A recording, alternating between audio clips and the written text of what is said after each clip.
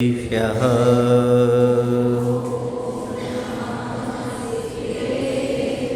ॐ नमः सिद्धेभ्यः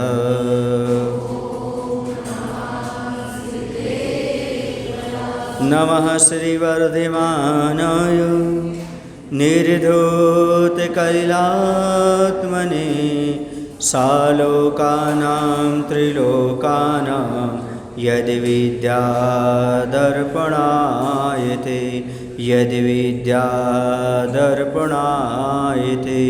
और अहिंसा परमो धर्म की। देवादिदेव श्री महावीर भगवान की, आचार्य कुंद कुंद महाराज की, आचार्य गुरुदेव भगवान श्री विद्यासागर जी महाराज की।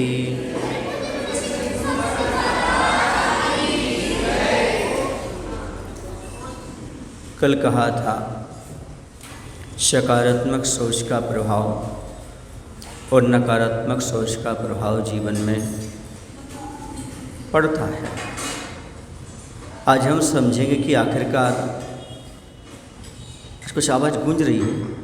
हाँ, वही मैं सोच रहा था। अपने जीवन में किस प्रकार से सकारात्मक और नकारात्मक सोच का प्रभाव पड़ता है, ये समझना भी बहुत ज़रूरी है, क्योंकि आदमी की जैसी सोच हुआ करती है वैसे ही उसके आगे की दशा और गति होती है। सोच के आधार पर ही जीवन का निर्माण हुआ करता है। जीवन का निर्माण करने के लिए सोच के बारे में भी सोचनी बात हो जाती है। अच्छी सोच, बुरी सोच, नकारात्मक सोच, सकारात्मक सोच, छोटी सोच, बड़ी सोच, इन दोनों का प्रभाव अपने आप में अलग हुआ करता है। तो आज हम समझने का प्रयास करेंगे कि हमारे शरीर पर क्या प्रभाव पड़ता है। तो सबसे पहले अपन पढ़ते हैं, समझते हैं कि मस्तिष्क पर क्या प्रभाव पड़ता है। यदि हमारे पास नकारात्मक सोच है तो क्रोध हावी हो जाता है। मस्तिष्क पर कौन हावी हो जाता है? क्रोध। और सकारात्मक सोच है तो बुद्धि काम करने लगती है, बुद्धि अपना काम शुरू कर देती है। और आँखों में यदि नकारात्मक सोच रहती तो लोभ आ जाता है, और सकारात्मक सोच रहती तो लज्जा का अनुभव होता है, अर्थात किसी कार्य में लज्जा और मर्यादा रख करके काम करता है। और यदि नकारात्मक सोच है तो हृदय पर क्या प्रभाव पड़ता है? तो हृदय में नकारात्मक सोच तो भय उत्पन्न करता है, भय और तनाव पैदा करता है। और यदि सकारात्मक सोच है तो हिम्मत, ताकत और निश्चिंतता प्रदान करती है। और यदि हम देखें तो पेट पर क्या प्रभाव पड़ता है? नकारात्मक सोच से पेट में रोग हो जाते हैं, अजीर्ण जैसे रोग हो जाते हैं। और सकारात्मक सोच हो तो तंदुरुस्ती आती है और अच्छे से पाचन शक्ति बढ़ जाया करती है। ये शरीर पर भी सकारात्मक नकारात्मकता का बहुत प्रभाव पड़ता है। सामने वाले पर भी पड़ता है, शरीर पर भी पड़ता है, जीवन पर भी पड़ता है, अपनी उन्नति पर भी पड़ता है, अवनति पर भी पड़ता है, सब पर प्रभाव पड़ता है। और अपने आसपास रहने वालों पर भी प्रभाव पड़ता है। इसलिए हमेशा सकारात्मक सोच बना करके रखना चाहिए। ये बात कल यहाँ पर कही दी गई थी। और ये कहा था जीवन जगत को समझो। संसार क्या है? संसार की यथार्थता को समझने का प्रयास करो। इच्छाओं को जीतो, क्योंकि इच्छा ही संसार बंधन का मूल कारण है। इच्छा ही दुख का मूल है। इच्छा किसका मूल है? दुख का मूल है। जितने भी दुख हैं सब इच्छाओं के कारण हैं। संसारिक प्राणी को जितने दुख अभी मिल रहे हैं इच्छा के कारण हो रहे हैं। क्योंकि इच्छा दो प्रकार की होती है, एक सफल इच्छा होती है, दूसरी निष्फल इच्छा होती है। और जब भी कोई भी इच्छा होगी वह हमारे लिए कसाय पैदा करेगी। ऐसा नहीं कि निष्फल इच्छा ही कसाय पैदा करे, सफल इच्छा भी कसाय पैदा करती है। यदि हमारी इच्छा निष्फल हो गई तो क्रोध कसाय उत्पन्न होगी। और यदि हमारी इच्छा निष्फल हो गई, यदि सफल हो गई तो हमारी अंदर लोभ पैदा करेगी, लोभ कसाय पैदा करेगी। इच्छा असफल हुई तो क्रोध और इच्छा सफल हुई तो लोभ। इसका अर्थ है इच्छाएं हमें कसाई ही प्रदान करती हैं, कभी शांति का अनुभव नहीं करा सकती। इसलिए कहा इच्छा का निरोध जरूरी है। इच्छा को या तो निर्मल बनाओ या फिर इच्छा का निरोध करो। निर्मल इच्छा का अर्थ क्या है? जो हमारे लिए कल्याणकारी इच्छाएं हों उनको अपनाने का प्रयास करें, जिसमें हमारा भी भला हो, दूसरे का भी भला हो, इस लोक में भी आनंद का अनुभव हो और परलोक में भी आनंद का अनुभव। ऐसी इच्छाएं कही जाती निर्मल इच्छाएं। जैसे भगवान की भक्ति करना, जैसे किसी को कष्ट नहीं पहुंचाना, सबके भले के बारे में सोचना, जो भी पुण्य रूप क्रियाएं हैं वह सब निर्मल इच्छाएं हैं। बस इतना ध्यान रखो उसके साथ साथ किसी व्यक्ति का अहित हमारे द्वारा ना हो जाए। इच्छा की पूर्ति करते समय सबके भले के बारे में हो, ऐसी इच्छा को आप अंजाम दीजिएगा। बाकी सारी इच्छाओं को समाप्त कर दीजिएगा या उन इच्छाओं को इग्नोर कर दीजिएगा, रुक करके कीजिएगा। देखिएगा वो इच्छा अपने आप समाप्त हो जाएगी धीरे धीरे करके। तो सांसारिक बंधन में पड़ने का कारण है इच्छा। जो संसारी प्राणी संसार में पड़ा हुआ है और बंध रहा है, इच्छाओं के कारण हो रहा है। इच्छा का जल जब तक है तब तक दूध दूध ही रहेगा, ना तो मावा बन पाएगा और ना घी बन पाएगा। उसमें इच्छाओं का जो जल है उसको सुखाना पड़ेगा, जलाना पड़ेगा। संसार बंधन इसी से है। जब इच्छा का ये जल सूख जाएगा तब निश्चित रूप से हमारी आत्मा घी रूप में, शुद्ध रूप में परिवर्तित हो जाएगी। इतनी बात कहने के बाद अब कह सकते क्या होता है? प्रश्न नंबर 150 पर, मेरे रोने से यदि तुम्हारा मुख खिलता हो, सुख मिलता हो, तो लो मैं रो रही हूँ और रो सकती हूँ। वह प्रकृति माँ कह रही है कि यदि तुम हमें रुलाना ही चाहे तो रुला लो। यदि तुम्हें रुलाने से शांति मिलती है तो कोई बात नहीं, हम रो लेते हैं, रोने में कोई बाधा नहीं है। कौन कहती है? गंभीर स्वर में कुछ कहती है, करुणा कह रही है कि मेरा रोना, रोते रहना यदि तुम्हें अच्छा लगता है तो तुम्हें सुख मिलता है तो मैं रो ही रही हूँ और रोती रहूँगी, उसमें कोई बाधा नहीं है। और मेरे होने से यदि तुम्हारा दिल दुख करता हो, हिलता हो, घबराहट से दुखता हो, लो इस होने को खोना चाहती हूँ, चिरकाल तक सोना चाहूँगी, प्रार्थना करती हूँ प्रभु से कि शीघ्र मेरा होना मिट जाए, मेरा अस्तित्व अशेष रूप से शून्य में मिल जाए। बस तुम चाहो तो मैं अपने अस्तित्व को भी समाप्त करना चाहती हूँ। कौन कहती है? करुणा कहती है। हमें कोई बाधा नहीं है, आप सुखी रहो, हमें जो हो जाए तो हो जाए। यही साधु का भाव रहता है भगवान। यदि कोई मेरा बुरा करके, अहित करके सुखी होना चाहता है तो सुखी हो जाए। मैं तो यही चाहता हूँ मेरे कारण कोई दुखी ना हो, सबको सुख की प्राप्ति हो। और वह मुझे बुरा भला कह के सुखी होना चाहे तो उसे आनंद मिल रहा है तो कर ले, गाली दे करके आनंद ले रहा है तो ले ले, जो करके। क्यों? क्योंकि मेरे कारण कोई दुखी ना हो। तुझे जैसा लगे वैसा तो सुख का अनुभव कर ले, मैं तो शांति से सबको सहन करने के लिए तैयार हूँ। यही करुणा कह रही है कि यदि तुम्हारा ऐसा है तो कोई बाधा नहीं, तुम्हें जैसे सुखी होना सो बोलो, क्योंकि हमारा उद्देश्य हमारे माध्यम से कोई दुखी ना हो। जो तुम्हें चाहिए सो तुम ले लो, बस हमारे कारण तुम्हारे हम निमित्त ना बने आपको दुख देने। बस ऐसा कहने का तात्पर्य है। ये है निर्मल इच्छा। कौन सी इच्छा? सामने को दुख ना पहुँचे, हमें दुख हो जाए कोई बात नहीं, क्योंकि संत हृदय नवनीत समाना। संत का हृदय कैसा होता है?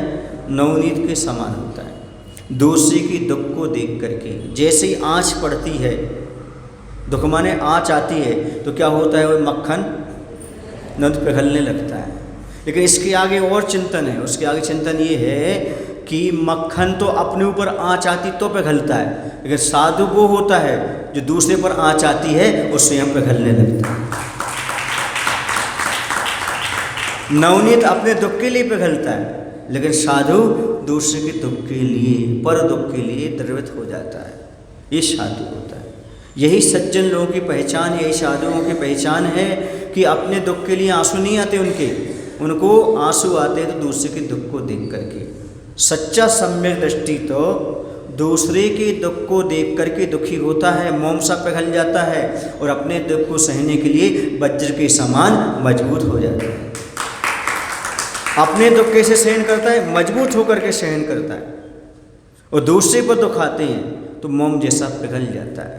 संत हृदय नवनीत समाना, इसका अर्थ एक अर्थ से नहीं लेना, दोनों पक्ष लेकर के चलना कि यदि वह नवनीत ऐसा होता है, अपने ऊपर आँच आती तो पिघलता है, लेकिन साधु दूसरे पर आँच आती है तो पिघलता है। ये है इसका मायना। तो इसे यही दुख हो रहा है। वह कह रही यदि मेरे रहने से तुम्हारा दिल धड़कता हो, लगता है कि माँ हमारे लिए बाधक हो रही है, तो मैं अपने अस्तित्व को मिटाना चाहती हूँ। माँ कहती बेटा यदि तो हमें पसंद नहीं करती, हमारे कारण तुम्हें विघ्न बाधा आ रही, तो लो मैं संसार से विदा ले लेती हूँ, मैं जाने के लिए तैयार हूँ, तुम बस सुखी रह जाओ, क्योंकि मैंने जो कुछ जीवन में प्रयास किया है तो तुम्हारे सुख के लिए ही किया है। समझ में आ रहा है?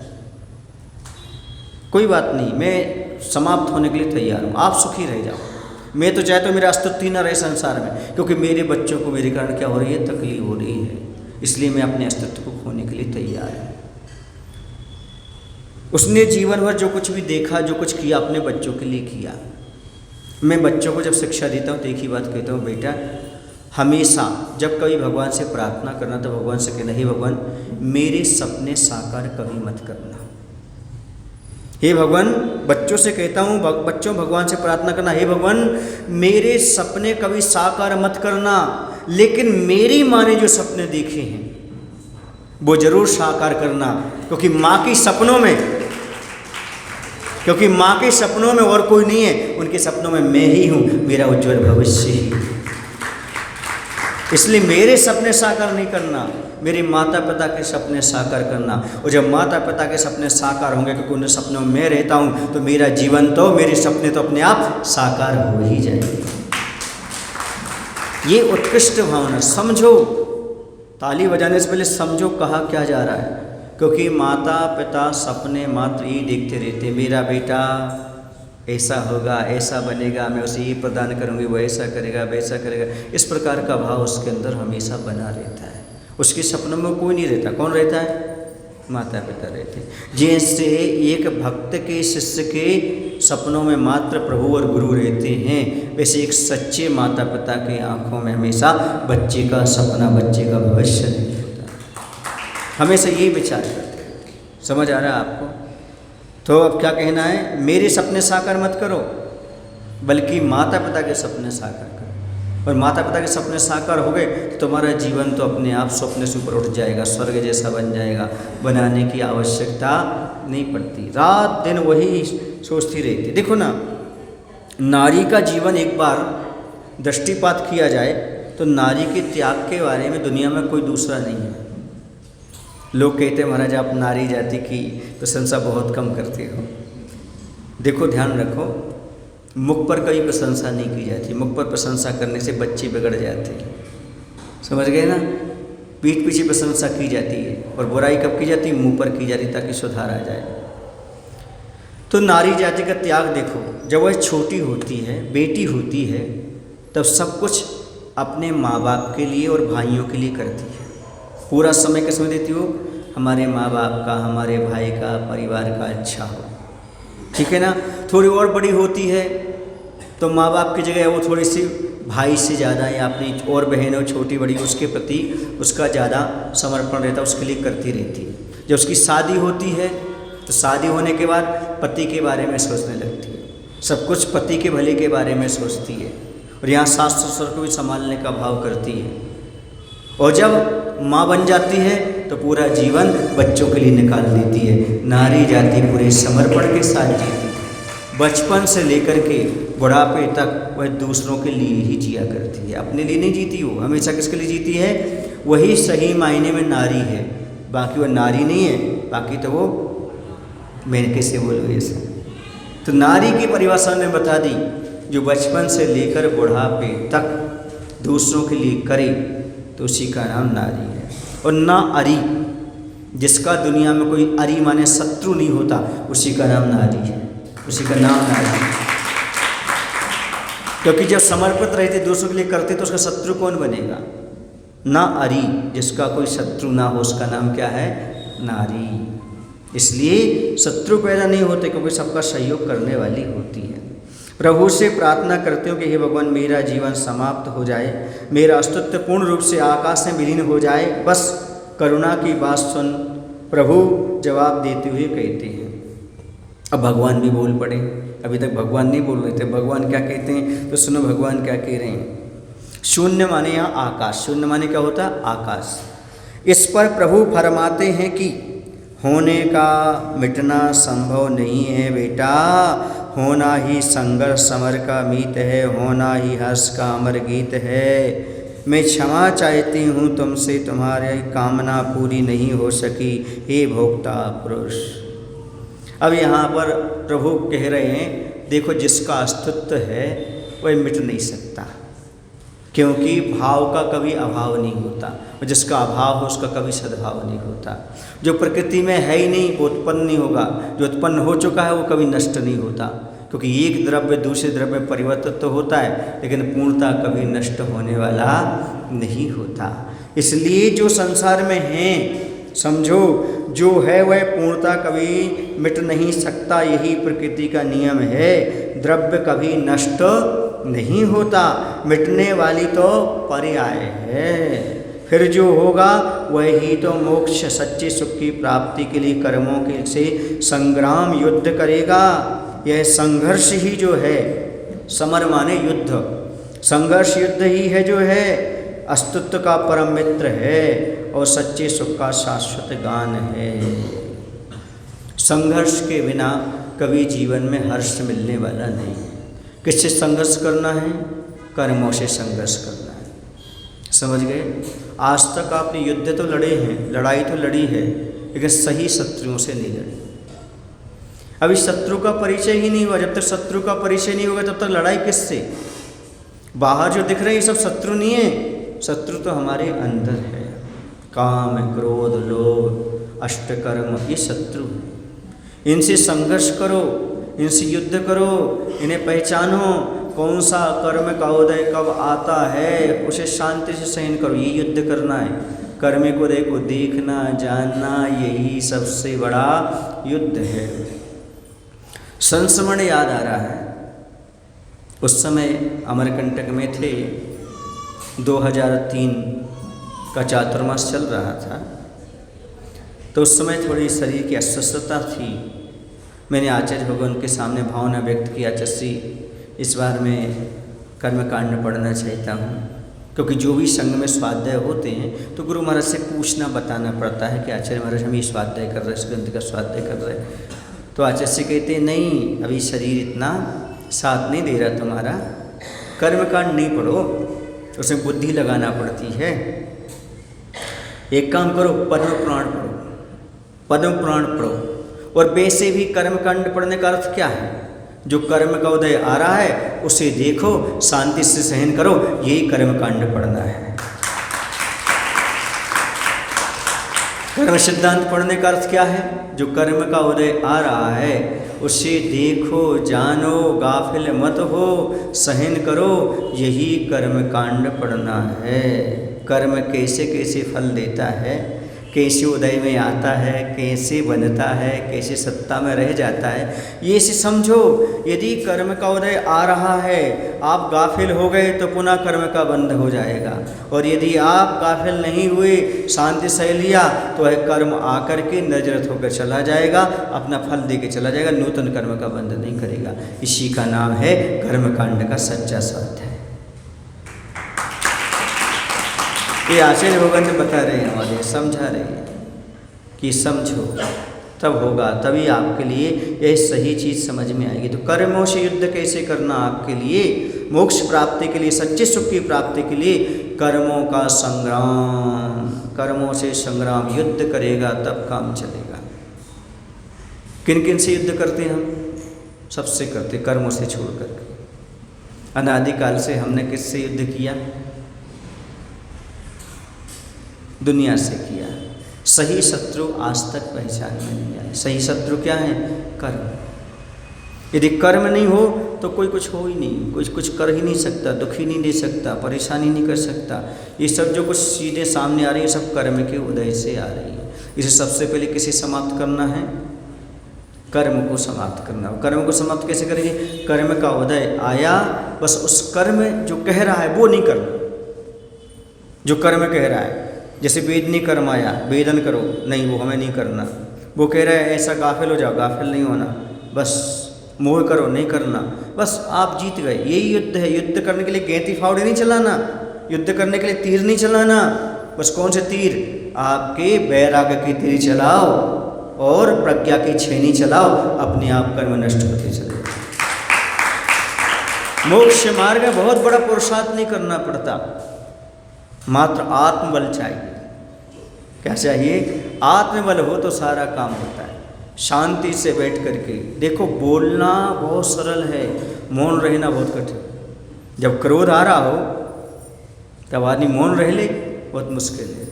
वो कोई साधु कर सकता है, मौन होकर के भाग जाए, चला जाए, तुम जानो तुम्हारा काम जाने, समझ गए ना? मौन, कोई उत्तर नहीं देना, अच्छा ना बुरा, क्यों कर्म का बंध होगा। मौन रहो, मौन बैठ जाओ, अपने शांति से सामयिक करो, ये सबसे अच्छी चीज़ है, ये सबसे अच्छा उपाय। किसी को ना बुरा भला कहो ना कुछ करो, शांति से। जब तक कर्म का उदय है शांति से बैठे रहो, 1 दिन 2 दिन 4 दिन 5 दिन जितना भी है, शांति से बैठ जाओ। अपने आप कर्म क्या होगा? ढीला पड़ जाएगा। इसका अर्थ ये नहीं है कि आप कसाई कर रहे हो, इसका अर्थ ये है कि आप कसाई से बच गए हो। कुछ लोग कहते मौन है, गुस्सा हो गए क्या? नहीं, उनने गुस्सा पर कंट्रोल कर लिया। क्या कर लिया? मौन हो गए तो गुस्से पर कंट्रोल। ये बहुत कठिन काम है। जब कोई गलत कहे, गलत करे और बार बार समझाने पर ना समझे, इसके बाद क्रोध ना करके क्या हो जाना? मौन हो जाना शांति से। महाराज आप गुस्सा हो क्या? जो आप समझ लो, जो आप समझ लो वो ठीक है, नहीं समझो आप समझो। क्यों? हमें कसाई नहीं करना। क्या नहीं करना? कसाई नहीं करना, मौन रहना सबसे अच्छी चीज़ है। क्योंकि बार बार समझाने के बाद भी व्यक्ति वही गलती करे तो उससे बात करना ठीक नहीं।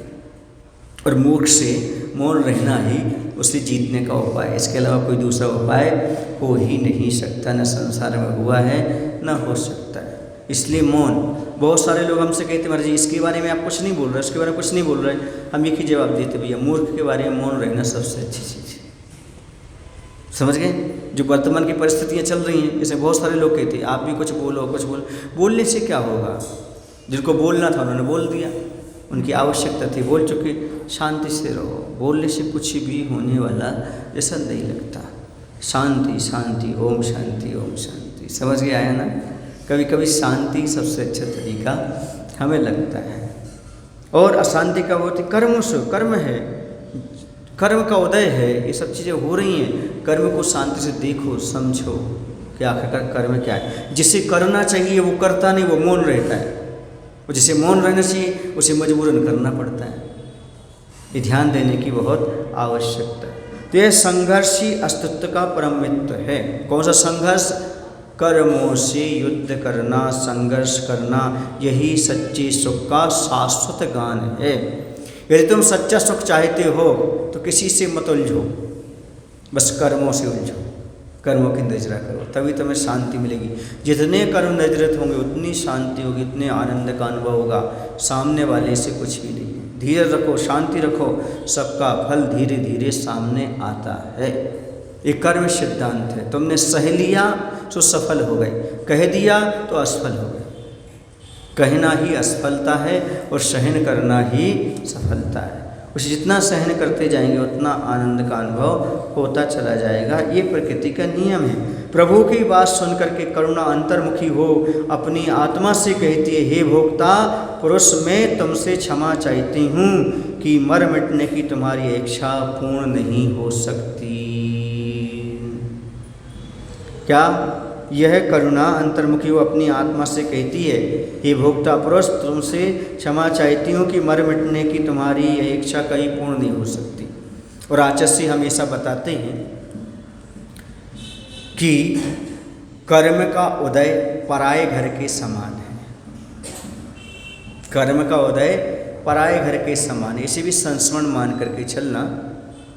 एक बार कुछ तकलीफ वगैरह हुई तो आचस के पास गए तो आचस ने एक ही बात कही, देखो यह कर्म का उदय है और मोक्ष मार्ग में कर्म का उदय सहन करना चाहिए, किसी प्रकार का प्रतिकार नहीं करना।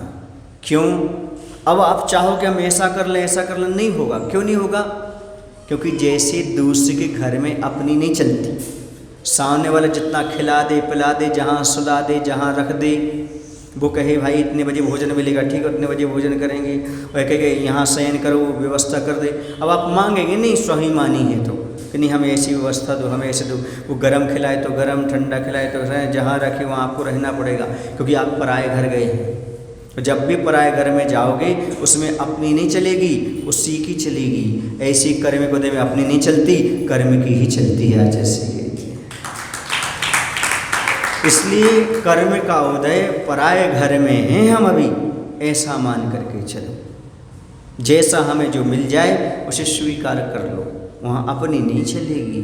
कर्म का उदय है, तुम्हारा पुरुषार्थिक सीमा तक काम करता है, उससे आगे तो कर्म ही अपना फल दर्शाता है, दिखाता है। क्योंकि वो कर्म दूसरे ने नहीं किया, तुमने किया है। पराए घर में कौन गया?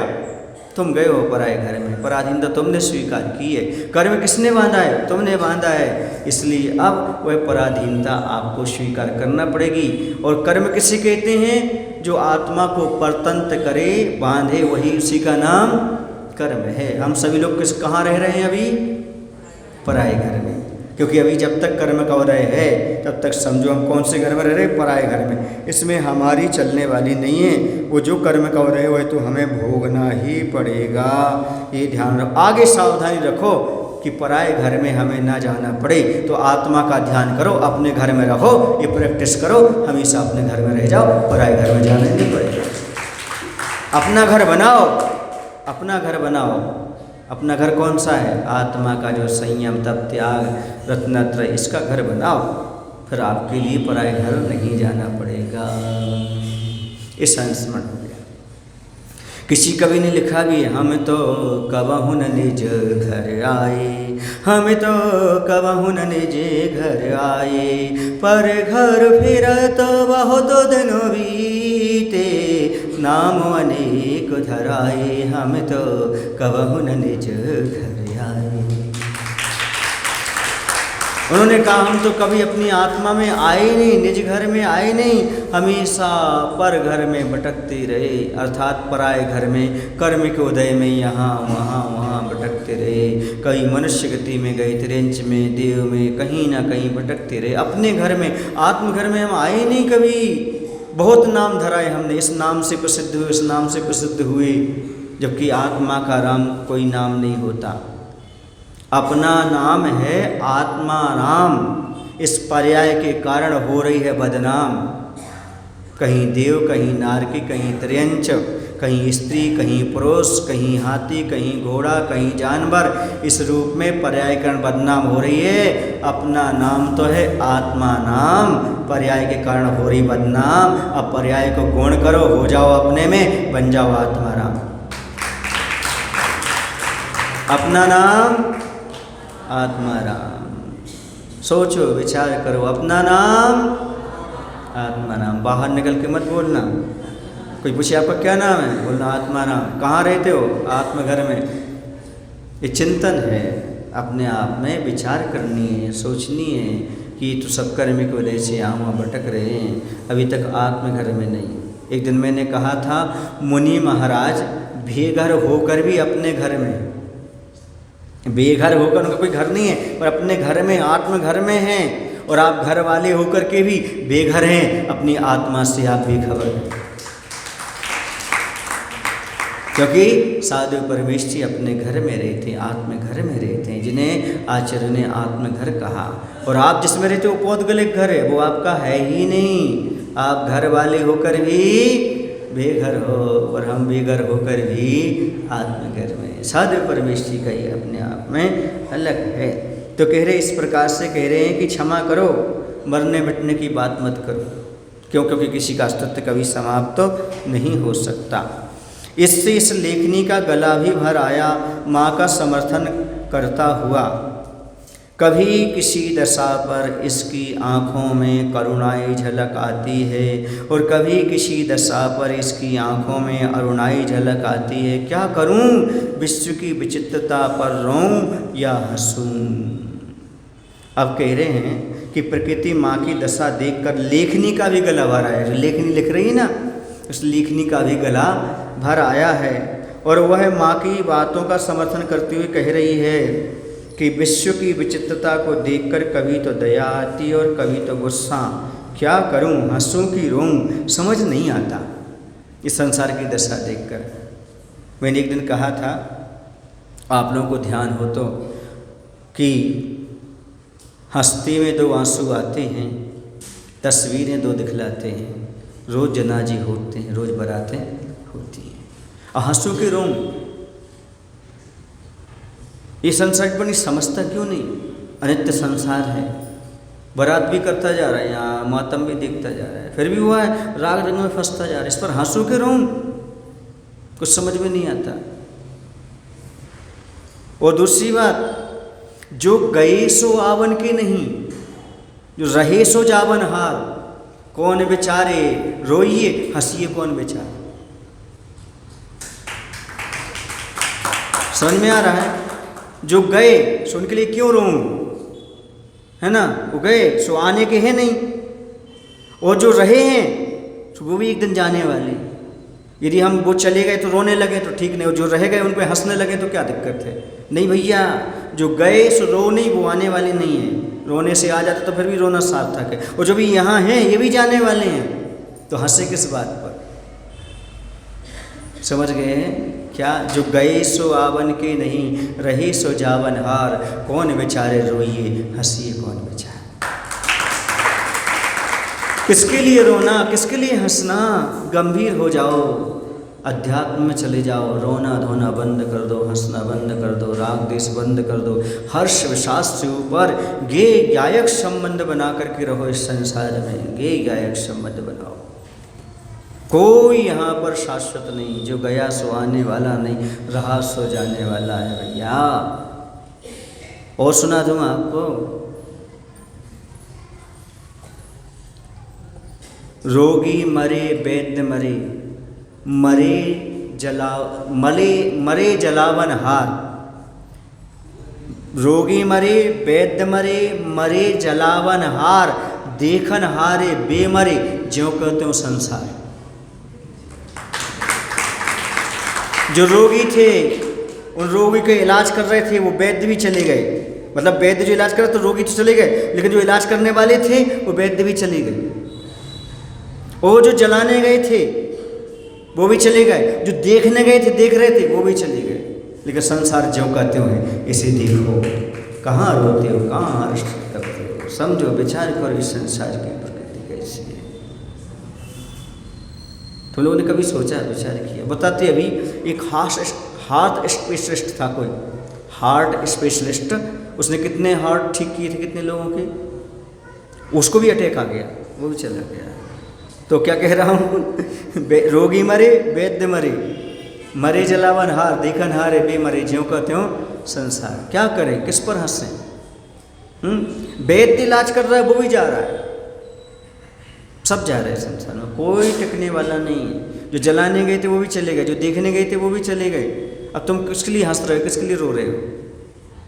विचार करो। कोई संसार में शाश्वत नहीं है। इसलिए अब किस पर क्रोध करें और किस पर प्रेम दर्शाएं, समझ में नहीं आता। कौन अपना है और कौन पराया है। इस संसार में किससे प्रेम करें और किससे ना करें। तो कह रहे आखिरकार बताओ तो, कभी दया आती और कभी गुस्सा आती। बार बार समझाओ तो समझता नहीं तो क्रोध आता है, और बार बार समझाओ, समझ आ रहा है आपको नहीं, तो ऐसा लगता है अरे भैया इसका कल्याण जैसे तो हो तो जाने दो, समझा दे एक बार और समझा दे एक बार समझा। दया भी आती है, उसकी अज्ञानता पर दया भी आती है, पर वो जब सुधरता नहीं है तो गुस्सा भी आती है। इतनी बार नहीं समझ रहा है, इतना समझ रहा तो नहीं समझता है, तो क्या करूँ? दया करूँ उस पर, क्या क्रोध करूँ? ये समझ में नहीं आ रहा है। उस पर हंसूं के रोऊं, यही समझ में नहीं आ रहा है। इसलिए कुछ नहीं, शांत बैठ जाओ, शांता ठेवा। आणि गोष्ट नको करा, नको करा, गोष्टी नको करा आणि शांत ठेवा। तुम बातचीत मत करो, मौन हो जाओ, शांति रखो, इसी में आनंद का अनुभव करोगे, बाकी कुछ उपाय नहीं। शांत रहो, मौन रहो, क्या बोलोगे? कुछ नहीं बोल सकते, कुछ फायदा नहीं है बोलने से, निरर्थक जाएंगे शब्द। कोई सुनने वाला कहाँ है संसार में? सुनता कौन है? सुनाना सब चाहता है। इस संसार में कोई सुनना नहीं चाहता, सब सुनाना चाहते हैं। कोई समझना नहीं चाहता, सब समझाना चाहते हैं। इसलिए मैंने सोच लिया अब दूसरों को सुनाने की अपेक्षा मौन रहना अच्छा है, दूसरों को समझाने की अपेक्षा स्वयं समझ जाना अच्छा है। कोई सुनता नहीं, कोई समझता नहीं, तो तुम सुन लो, तुम समझ जाओ कि हमें किसी को सुनाना नहीं और किसी को समझाना नहीं। इस समझाने का सुनाने का चक्कर भी बहुत गड़बड़ है, इससे बच जाओ। बस शांत रहो, शांत परिणाम बनाने का प्रयास करो। यहाँ पर समझ नहीं आता। अब आगे और कहते हैं, बिलखती इस लेखनी को विश्व लखता तो है, इससे भरसक परखता भी है, ईश्वर पर विश्वास भी रखता है और ईश्वर का इस पर गहरा असर भी है, पर इतनी ही कसर है कि वह असर सर तक ही जाता है, अन्यथा सर के बल पर क्यों चल रहा है आज का मानव। क्या कह रहे हैं कि सुनो, संसार इस रोती बिलखती लेखनी को देखता है, जानता भी है और परखता भी है, किंतु लगता है यह सब प्रभाव मस्तिष्क तक ही है। कहाँ तक जाता आदमी के? मस्तिष्क तक ही रहता है, हृदय तक नहीं पहुँचता। तभी तो आज का मानव दिल से कम दिमाग से ज़्यादा काम कर रहा है। किससे काम? दिल से कम करता है, दिमाग से करता है। अब यहाँ पर दो प्रश्न उठते हैं। कौन सा प्रश्न उठता है कि आखिरकार ये कौन है जो बिलख रहा है? तो ये यहाँ पर करुणावान गुरु की बात कही जा रही है। गुरु बार बार समझाते, पर इस लोग समझते कहाँ हैं? समझते भी हैं, परखते भी हैं, गुरु सही है कि नहीं परखते भी हैं, लेकिन उनके प्रवचन भी सुनते हैं, पर कहाँ तक ले जाते? सर तक। उनका सर कहाँ तक है? बस वो ज्ञान का विषय बना लेते, श्रद्धा का विषय नहीं बनाते, अंदर नहीं ले जाते। आप लोगों ने कहानी सुनी होगी, 3 प्रकार की मूर्तियाँ होती हैं। एक शिल्पकार जो है 3 प्रकार की मूर्ति बनाता है, तीनों मूर्ति एक सी रहती, देखने में आकार प्रकार सब एक सी, वजन में एक सी, लेकिन एक की कीमत नगण्य रहती है, दूसरी कीमत और थोड़ी सी बढ़ जाती है, लेकिन तीसरी की कीमत सबसे ज़्यादा रहती है। समझ गए? मतलब पहले की कीमत मान लो 100 रुपये, दूसरी कीमत 1000 ले लो, तीसरी की 10,000 ले लो, इतनी कीमत रहती है। आखिरकार वो भी कहता है, यदि तुम ये पहली मूर्ति खरीदोगे तो ये 2 हम फ्री में भी दे देंगे आपके, इतना तक वो कह देता है। तो लोग पूछते हैं कि हूबहू तीनों मूर्तियां हैं, इसमें ऐसा क्या अंतर है, क्या विशेषता है? तो बोले, धागा लो एक और उस मूर्ति के इस कान में डालो धागा, तो इस कान में से निकल जाता है। समझ गए ना? इसकी कोई कीमत नहीं है। और दूसरा ऐसा है, दूसरी मूर्ति, उसमें एक धागा डालो कान में से तो मुख में से निकल आता है, इसकी थोड़ी कीमत मान ली हमने, चलो ठीक है ना, 1000 रुपये रख दी इसकी कीमत। लेकिन तीसरी ऐसी है, 10,000 कीमत क्यों है? उसके कान में से धागा डालो सीधा हृदय तक पहुंचता है।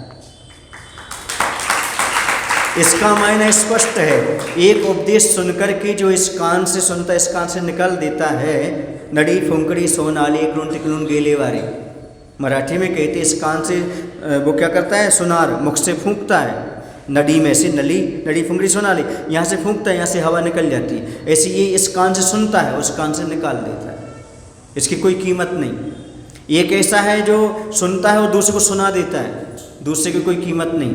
तीसरे की कीमत है जो सुनता है और हृदय तक धारण करता है, उस तीसरे की कीमत है। आप कौन से प्रकार के स्टैचू हैं? पहली, दूसरे की तीसरी?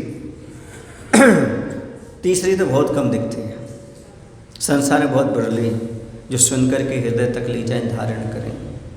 याद रखो, ज्ञान माने मस्तिष्क और श्रद्धा मतलब जो आचरण में ढली हुई श्रद्धा, वो हृदय है। जब भी आप गुरुओं की बात सुने तो दिमाग से ना सुने, हृदय से सुने, तो आपके जीवन में परिवर्तन आएगा।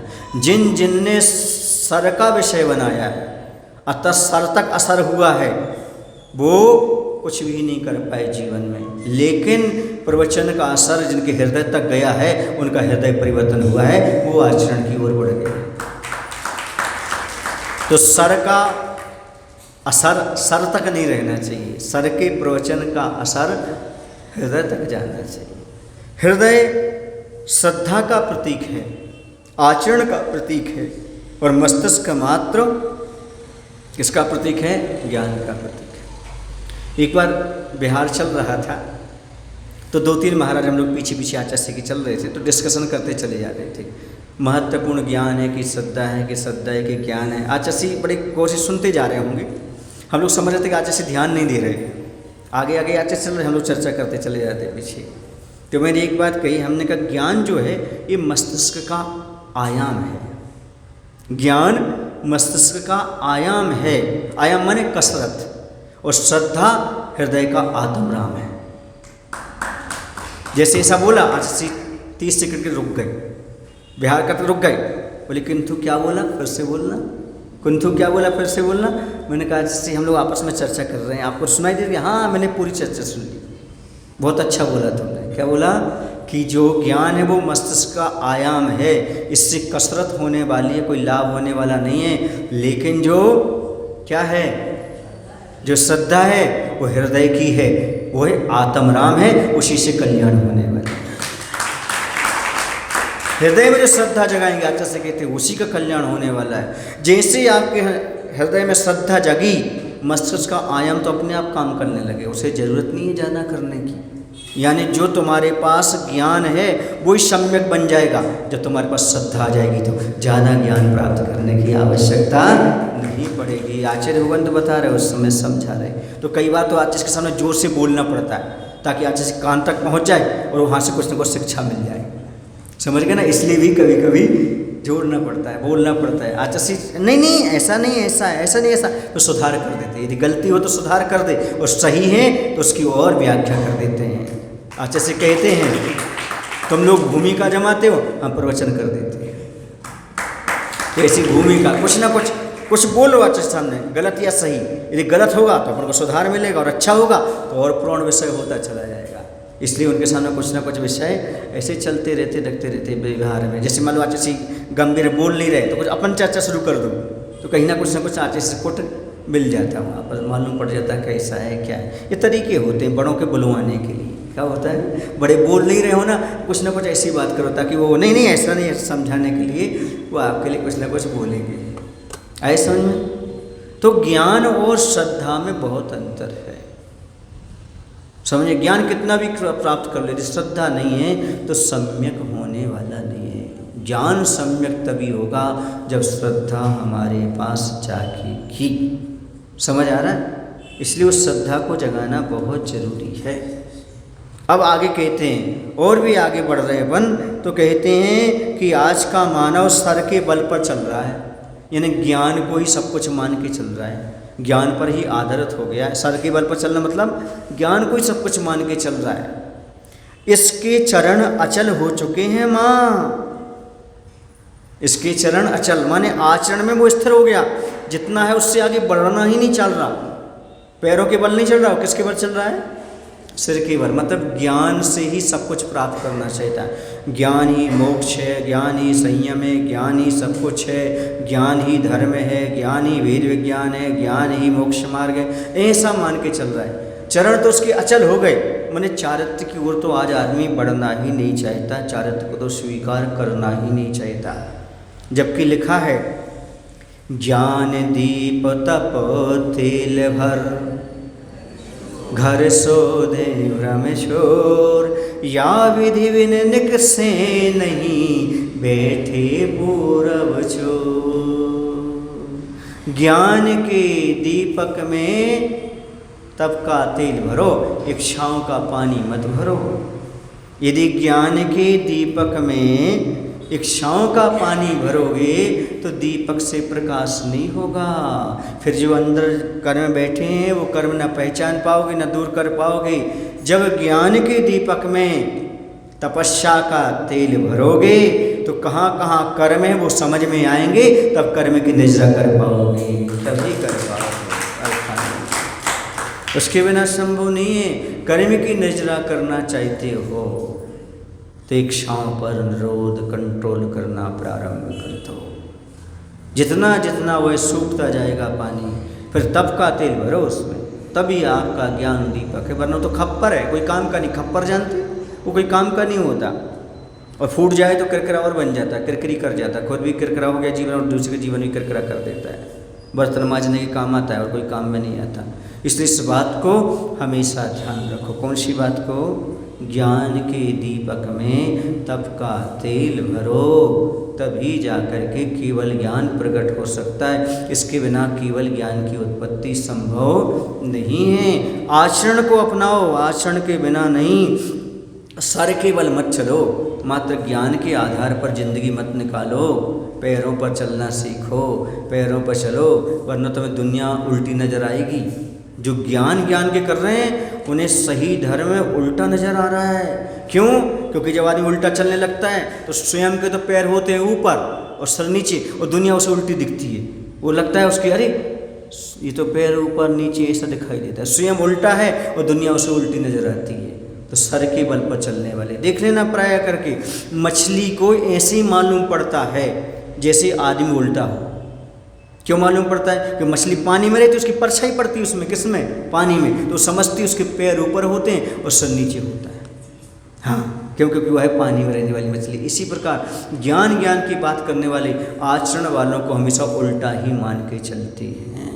और सही जो पैरों से चल रहा है चारित्र वाला, वो समझता है उल्टे हम नहीं है बेटा, उल्टे तुम चल रहे हो, सिर के बल चल रहे हो।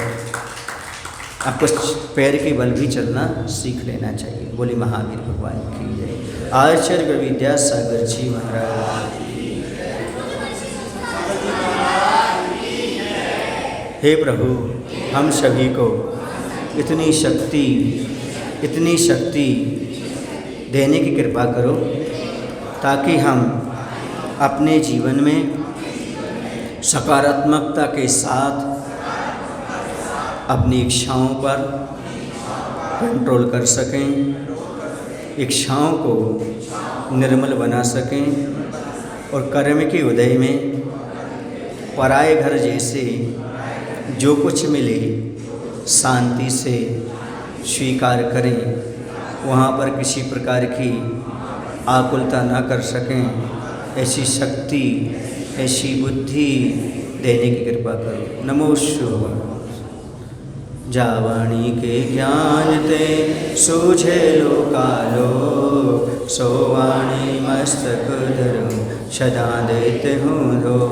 हे जिनवाणी भारती मातो जपो दिन रे, जो तेरो शरणाग है सो भावे।